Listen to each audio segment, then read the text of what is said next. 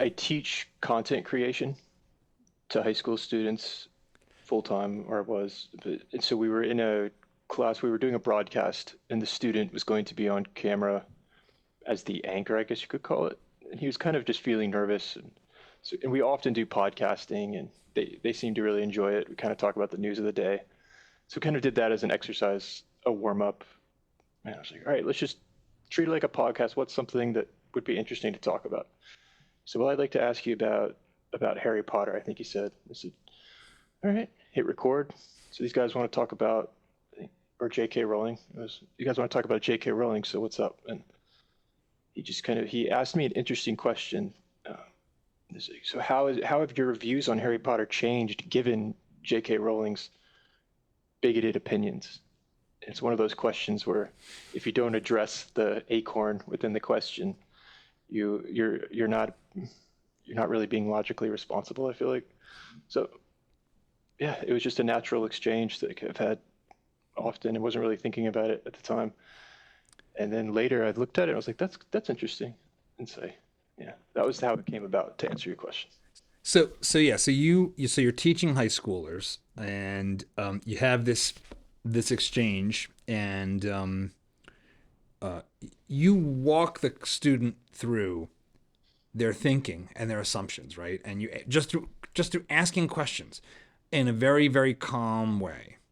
And you and so I guess first question is, you put it up on YouTube. Why did you put the video up on YouTube? Yeah. Which I think that's how it ended up on Twitter. Am I right, or did you actually post it on Twitter as well?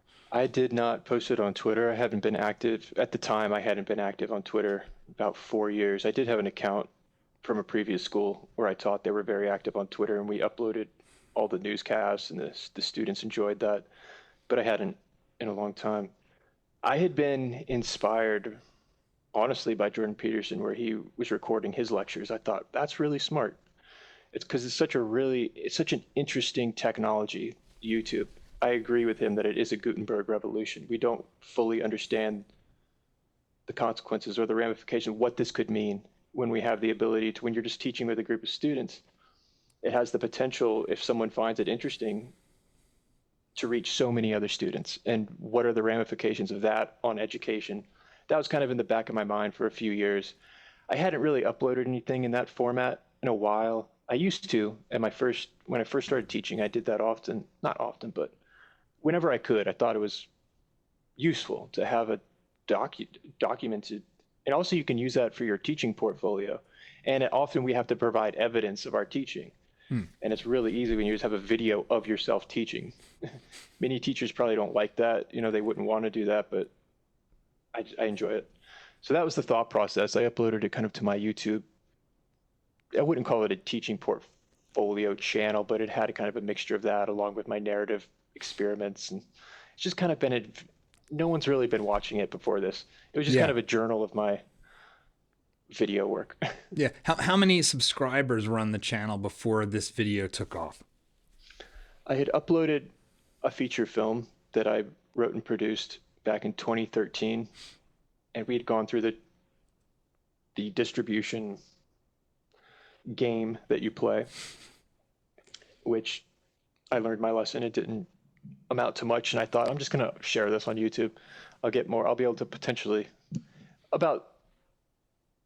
Well, I uploaded that got 300,000 views, which Oh, I was like, whoa, that's the only thing I'd ever uploaded that's ever done that prior to this. And that I had about 3,000 subscribers as a result of that. I since took it down when I was able to then reach the number to monetize. But when I tried to monetize to YouTube, I think they thought I had just uploaded a movie. They didn't understand that this was my movie and they right. wouldn't monetize me. So I deleted it. And so I got rid of all those views, but that's where the subscribers came from. Gotcha. Just 3,000. So you're a teacher. You have an interesting lesson. The student's voice can be heard, but cannot be seen. So it's really just a disembodied voice asking some questions about J.K. Rowling and whether she's a transphobe, and you calmly walk through it, and it takes off. So why did it take off? I mean, I just checked before we started recording, and that the original tweet has 45 million views on it, which is just astonishing. Why do you think that took off the way it did? Because at one level, it's what I think any normal, reasonable person would say is what a good teacher should be doing, which is getting a student to think critically about their beliefs. And people have asked me that, and I've spent these past months trying to get to the bottom of that because that is the question. And it's never one thing. It's always multi-layered. But I think, well, first and foremost, because there's a transformation that occurs. There's a real-time epiphany, which is rare, I guess, Mm-hmm. and without change, it's essential in filmmaking and in storytelling of the three-act structure. If there's no change, there really hasn't been a journey. So there is kind of that three-act structure within it that I think resonates instinctively. People aren't identifying that in a YouTube video, but it's still there. Yeah. And that just got lucky that occurred. But also, I think it was how we mentioned before, there's that acorn within the question itself that, I don't know if that's the right term, but there's a presupposition. And that's that is how presuppositions present themselves. They're kind of just baked into a larger question, Yeah. and you need to address that. And I think it's because it was minimal. There wasn't trying to tell the student they're wrong. It wasn't trying to prove a point. The evidence did the work. It was just a matter of asking the right questions in order to have the evidence become available. And there was really I wasn't making a statement or interjecting an opinion. I think that had a lot to do with it. Yeah. So, set the stage for me a little bit. So because what comes next, is the school ends up firing you, and I want to hear that. And you posted a video about that was very raw and also very restrained, but very clearly emotional. Like I don't know if that was the same day. Maybe that's my first question: is when you posted that video that you had been fired from your job for going viral, or for whatever they claimed it was. Did that happen that day and you posted that video? Tell me about that experience. No, that video was posted the day after. Okay. When I got fired, I came home. It happened around 10 in the morning, or 11 in the morning. And I came home and I just was kind of dazed. And it's strange, and I can get into it a bit and tell you more. But to answer your question, there was a physical response. It's weird. It was a physical response. I just started throwing up and slept on the bathroom floor that day. And then the next day I went and walked. There's some trails by my house. I just walked and walked. Yeah. And I said, I'm just going to sit down and record this it would be unwise to post this now. I don't know what's going to happen. But I'm going to get it off my chest. And that's what I did. And I waited and didn't do anything with it. So that was when I recorded that video. As far as how it came about, that occurred 4 months after the viral video. And the reason that was articulated to me, and I don't want to speculate, I can only communicate what was articulated directly to me on the day. And the rest is because we can't read anyone's mind, but we Right. can apply critical thinking and logic and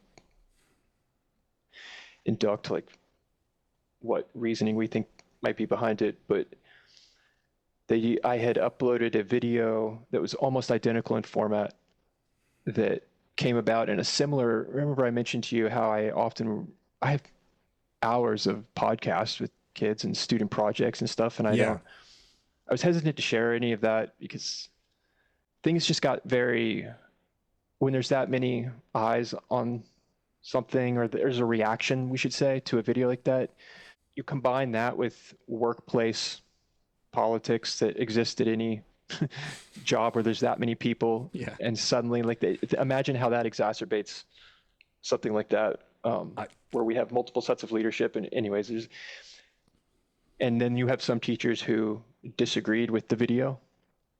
You have some, whether it's about J.K. Rowling or not, some of them disagreed fundamentally about J.K. Rowling. Some of them disagreed with the exercise itself. even though a student wasn't on camera.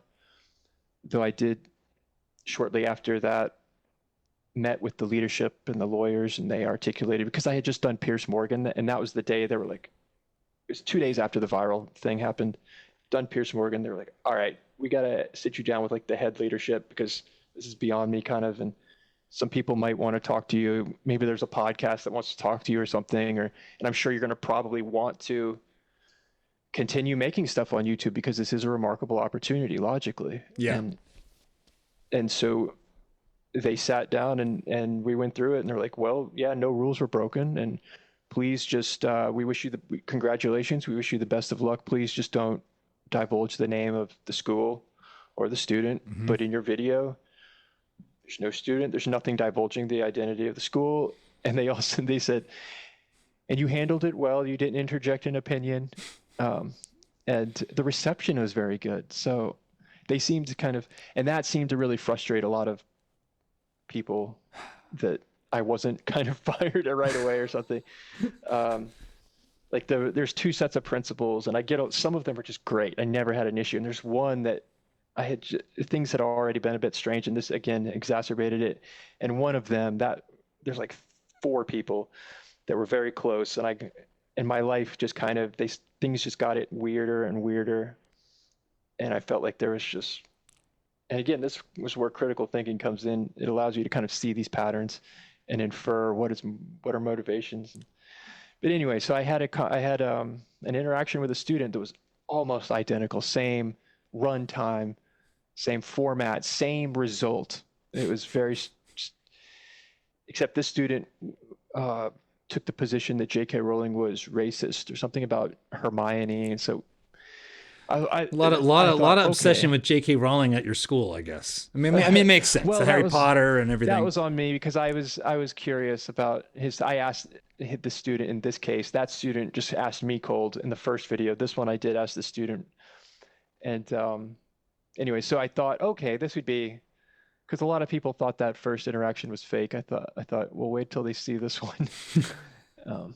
So I did upload it, and then 8 days went by, and then they called me in to a meeting and said, well, we can't trust, we decided to part ways because we can't trust you to not upload content online.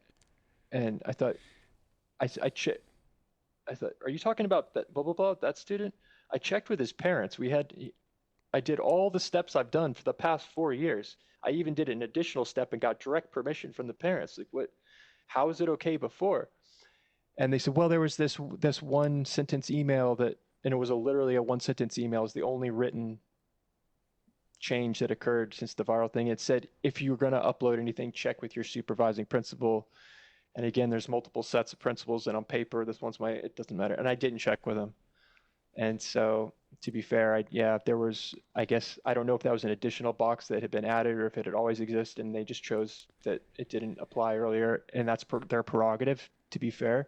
I don't think anyone should be forced to pay someone they don't want to pay. Mm-hmm. And this is it is a business, this school. It's not like a regular public school that I don't want to provide anything that would allow people to search them or anything, or deduce anything. So it's a private school, though. You could say, you could say that. I don't know. If you like this clip, you should check out the full video and all the other great content we've got at Dad Saves America. So be sure to hit the like button, subscribe, and ring that bell so you won't miss our new stuff as it drops each week.